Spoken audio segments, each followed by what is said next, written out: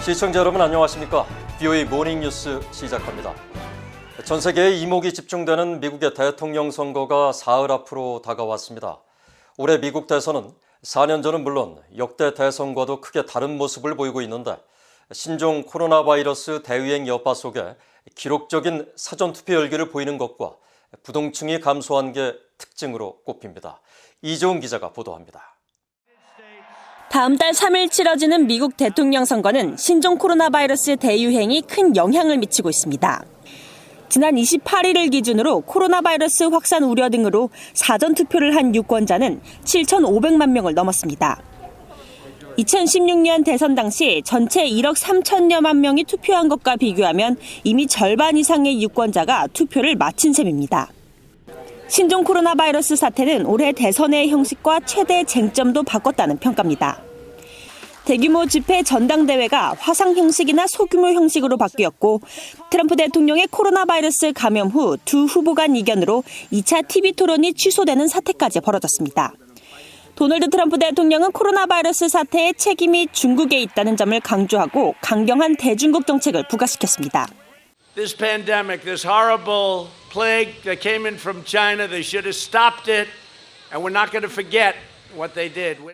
반면 민주당 후보인 조 바이든 전 부통령은 트럼프 대통령의 코로나 바이러스 대응에 대한 비판을 연설 때마다 앞세워 비판하고 있습니다. Donald Trump has given up. Over the weekend, his White House chief of staff said, and I quote, "We're not going to control this pandemic." 국내 문제가 선거 과정에서 대외 문제보다 압도적인 쟁점인 점도 4년 전 대통령 선거와 대비됩니다. 미중 갈등 속에 최대 대외 현안으로 꼽히는 중국 문제도 코로나 바이러스 확산과 이로 인한 경제 문제에 밀리면서 이번 대선에서 대외 문제는 유권자들의 큰 관심을 끌지 못했습니다. 여론조사 전문기관 퓨 리서치 센터 조사에 따르면 지난 2016년 대선 당시 유권자들이 가장 중요하게 생각한 이슈는 경제, 테러리즘, 외교정책 순이었지만 이번 대선에서는 경제 다음으로 의료, 연방 대법관 지명, 코로나 바이러스 범죄 등이 뒤를 이었습니다. 트럼프 대통령과 바이든 전 부통령은 플로리다 등 승부처 경합주에 사활을 걸면서 막판 표심 잡기에 주력하고 있습니다. 올해 선거에서는 누구를 찍을지 밝히지 않은 부동층 유권자가 4년 전보다 크게 줄었다는 여론조사가 많습니다. 4년 전 트럼프 대통령의 당선에 결정적 역할을 했던 것으로 평가받은 부동층은 당시 10% 내외였지만 이번 선거에서는 3% 내외로 추산되면서 어느 쪽이든 지지 후보를 이미 결정한 유권자들이 크게 늘었다는 분석입니다. 반면 2016년 대선에서 트럼프 대통령의 핵심 경합주 승리를 예측해 주목받았던 여론조사기가 트라파갈르 그룹은 이번에도 트럼프 지지를 드러내지 않는 이른바 샤이 트럼프의 존재가 간과되고 있다고 지적했습니다. VOA 뉴스 이존입니다. 미국 정부는 북한의 핵 프로그램 문제 해결을 위해 전례 없는 외교적 전술이 필요하다는 사실을 이해하고 있다고 마이크 폼페오 국무장관이 밝혔습니다. 폼페오 국무장관은 30일 미국 폭스뉴스에 기고한 글을 통해 트럼프 행정부는 과거 정권의 잘못을 바로잡기 위해 노력해왔으며 새로운 전쟁에 휘말리지 않았다며 북한과의 외교적 성과를 평가했습니다. 폼페오 장관은 이어 트럼프 행정부는 실패한 똑같은 대북 정책을 추구하지 않았으며 한반도의 완전한 비핵화를 위해 노력하겠다는 북한 김정은 위원장의 약속을 이끌어냈다며 북한이 2018년 싱가포르 첫 미북 정상회담 이후 핵실험을 하지 않았다는 사실을 상기시켰습니다. 또 중국 공산당이 미국의 경제력을 약화시키고 전 세계적으로 미국의 힘과 영향력을 대체하려는 노력을 하고 있다며 미국은 호주, 인도, 일본과 같은 동맹 파트너 국가들과 함께 중국 공산당이 모든 자유국가에 가하는 위협에 맞서고 있다고 강조했습니다.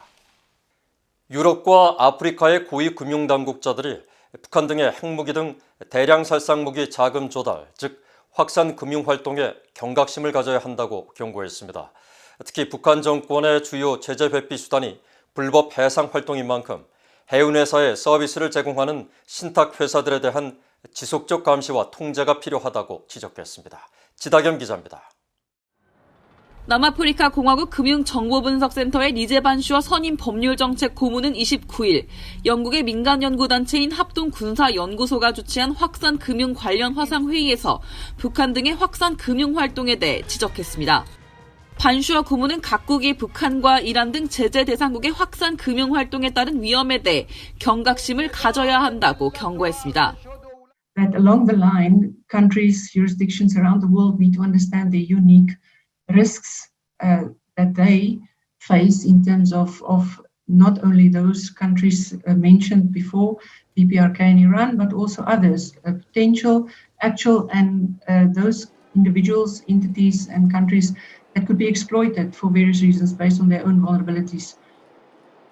확산 금융이란 핵 생화학 무기의 개발과 생산, 획득 등에 사용되는 자금을 제공하는 행위입니다. 남아프리카 공화국은 나미비아 영국 자치령 지브롤터와 함께 국가 차원에서 확산 금융 위험 평가를 진행한 국가 중 하나로 알려졌습니다. 반슈어 고문은 남아프리카 공화국 정부가 확산 금융 노출 방지와 규정 이행을 위한 교육을 비롯해 제재 대상과 법률에 관한 정보 제공, 지침서 발간 등 다양한 예방책을 실행하고 있다고 설명했습니다. 그러면서 이 대상에는 핵 확산과 직접 연계된 연구소나 제조업 등 전통적 이해관계자를 비롯해 가상화폐 등 가상자산 사업자도 포함돼 있으며 특히 의료와 농업 분야에서 북한, 이란과 사업 진행을 원하는 단체와도 의사소통을 하고 있다고 밝혔습니다.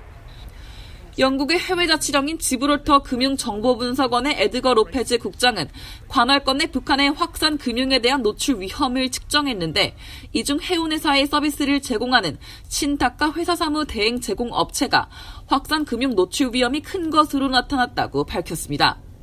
그러면서 북한의 주요 제재 에피수단이 불법 해상 활동인 만큼 해운회사의 서비스를 제공하는 이들 신탁회사들에 대해 지속적 감시와 통제가 필요하다고 지적했습니다.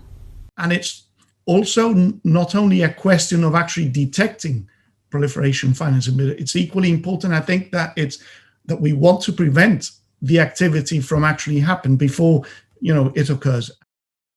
전문가들은 확산 금융 활동의 복잡성을 이해하고 유엔 안보리 대북 제재 명단을 기반으로 제재 대상 유무를 판별하는 현 수준 이상의 조치를 취해야 한다며 확산 금융 활동 예방을 위한 환경 조성이 중요하다고 강조했습니다. VA 뉴스 지다혐입니다. 북한 정권이 최근 신종 코로나 바이러스 대응 등을 이유로 허가 없이 국경을 넘는 사람들에게 사살 명령을 내린 건 명백한 국제법 위반이라고 국제인권단체가 지적했습니다. 특히 옛 동독의 지도자들이 심판을 받았던 상황과 비교하면서 김정은 국무위원장이 향후 국제사회의 심판을 받고 싶지 않다면 이 같은 명령을 당장 철회해야 한다고 촉구했습니다. 김영교 기자입니다. 미국 뉴욕에 본부를 둔 휴먼 라이츠 워치는 28일 홈페이지에 올린 글을 통해 신종 코로나 바이러스 감염증의 대유행이 시작된 이후 북한이 국경을 봉쇄하면서 주민들의 이동을 엄격하게 통제하고 있다고 지적했습니다. 이 단체는 그러면서 한국의 북한 전문 매체가 입수한 북한 인민보안성의 문건을 인용하며 북한 정권이 허가 없이 국경 부근 지역에 들어가는 주민들을 사전 경고 없이 사살할 것을 명령했다고 전했습니다.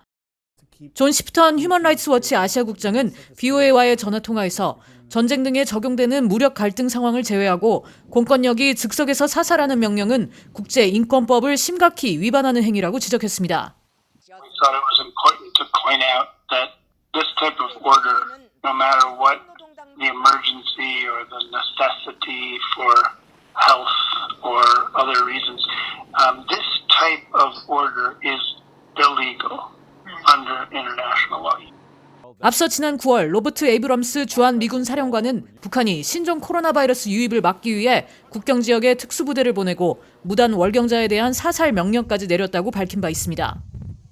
로버트 킹 전 미국 국무부 북한인권 특사는 VOA에 신종 코로나 바이러스 감염증 유입을 막는다는 이유로 북한이 이 같은 조치를 벌이는 건 북한 자체가 극심한 공황 상태임을 보여준다고 비판했습니다. Yes, the pandemic is not under control, and it will take some efforts and so forth to deal with it.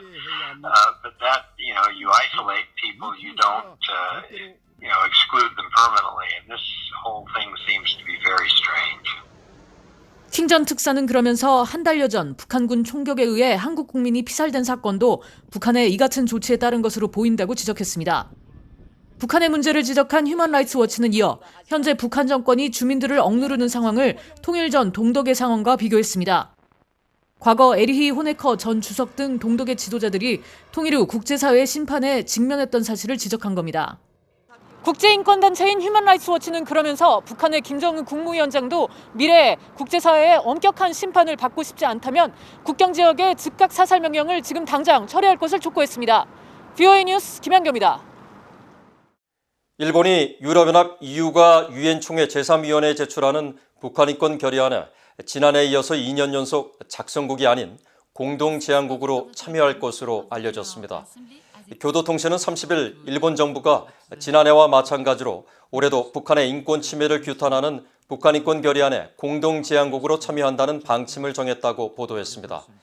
일본 정부는 지난 2018년까지 14년 연속으로 유엔 총회에서 채택된 북한 인권 결의안 초안 작성을 유럽연합과 함께 주도했지만 지난해부터 결의안을 지지하는 공동제안국으로만 참여하고 있습니다. 이에 대해 일본 언론들은 전임 아베 정부에 이어 스가 정부도 북한과의 대화 통로를 열어두기 위해 대북 유화 자세를 유지하겠다는 입장을 보인 것으로 분석했습니다. 북한의 열악한 종교 자유 실태와 피해 사례, 개선 방안 등을 담은 2020 북한 종교자유 백서가 발간됐습니다. 한국의 민간단체인 북한인권정보센터는 30일 북한 종교자유 백서를 발간하고 이는 2007년 이후 입국한 탈북민 약 15,000명에 대해 조사를 거쳐 북한의 종교자유 침해 관련 사건 1,411건과 피해자 1,234명에 대한 분석 내용을 담았다고 밝혔습니다. 백서에 담긴 북한 정권의 종교 박해 사건 중 종교 활동을 박해한 경우가 748건으로 절반이 넘는 비중을 차지했고 종교 물품 소지 332건, 종교 전파 146건, 종교인 접촉이 63건으로 그 뒤를 이었습니다. 북한 종교자유 백서는 북한의 종교 박해 실태와 희생자 조사를 통해 관련 사실을 국제, 국내 기관에 제공하고 있으며 북한의 종교 박해 예방과 희생자 구제를 위한 대안 마련을 위해 지난 2008년부터 13년째 발간되고 있습니다. 이상으로 BOE 모닝 뉴스를 마칩니다. 시청해주신 여러분 고맙습니다.